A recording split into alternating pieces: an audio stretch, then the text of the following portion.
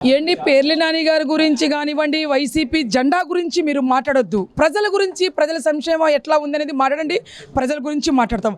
ఎందుకంటే ఈరోజు కేసీని భవన్లో, మన చిన్ని గారి భవన్లో చూడండి, వందలాది మంది వైసీపీ కార్యకర్తలు తరలి చిన్ని గారు ఆధ్వర్యంలో టీడీపీలో కలుస్తున్నారంటే ఆ అభివృద్ధి ఏంటంటే తెలుస్తుంది. ఇలా నారా చంద్రబాబు నాయుడు గారు అంటే అభివృద్ధి.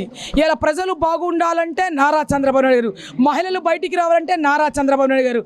ఇలా క్యాన్వే తగ్గించుకోమని ఈ దేశ ప్రధానమంత్రి గారు ఎందుకు చెప్పారు? రాబోయే రోజుల్లో పెట్రోల్ డీజిల్ కొరత ఉంది కాబట్టి ఉంటుంది అని అనుభవంతో ఆయన చెప్పితే దానికన్నా ముందస్తుగానే మన నారా చంద్రబాబు నాయుడు గారు ఇష్టని లీడర్. ఆయన ఏంటంటే రేపు జరగబోయే ఇది ముందే అంచనా వేసేస్తారు. అందుకని ఆయన క్యాన్వే తగ్గించుకున్నారు. ఇలా మరి సైకో జగన్మోహన్ రెడ్డి బెంగళూరులో ఎందుకు ఉంటున్నారు?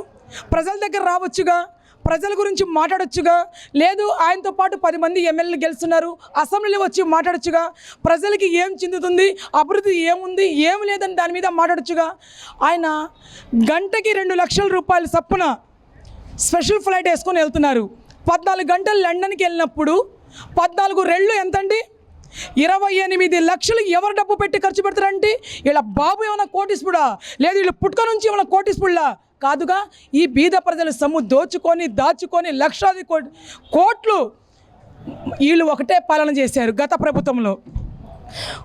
గొడ్డల పోటీకి గుండెపోటు.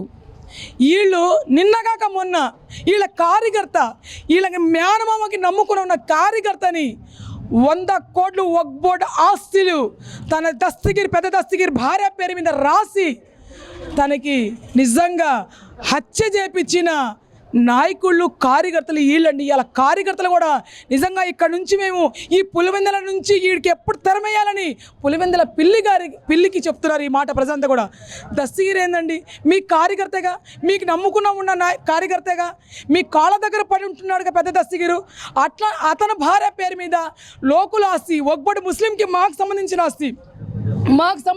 ఆస్తి మీరు దోసుకుంటామేంటి? ఆమె మీద దాచిపెడతామేంటి 100 కోట్లు?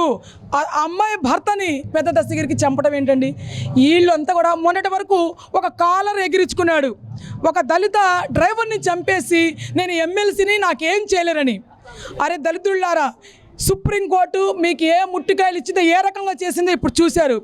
ఈ కూటమి ప్రభుత్వంలో ఇట్లాంటి వాటికి హర్షించదు, ఇట్లాంటి వాటికి అంచివేత అంటే నారా చంద్రబాబు నాయుడు గారి పాలనలో ఈ గొడ్డల పోట్లు, కత్తిపోట్లు ఈ రకంగా ఉండవు. రేపు పెద్ద దస్తగిరి కూడా అట్లానే ఆయన దొరికాడు వైసీపీ గుండా. ఆ గుండాని కూడా రేపు ఇదే పరిస్థితి ఉంటుంది.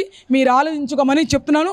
ఇవాళ టీడీపీ కార్యకర్తలు, వైసీపీ కార్యకర్తలు టీడీపీలో ఎట్లా చేరుకులు అవుతున్నారో ఆ రకంగానే రాబోయే రోజుల్లో 11 మంది ఎమ్మెల్యేలో ఒకే ఒక సైకో జగన్మోహన్ రెడ్డి మిగులుతాడు. ఆ 10 మంది కూడా ఖాళీగా అయిపోతున్నారు. త్వరలో ఆలోచించుకోండి.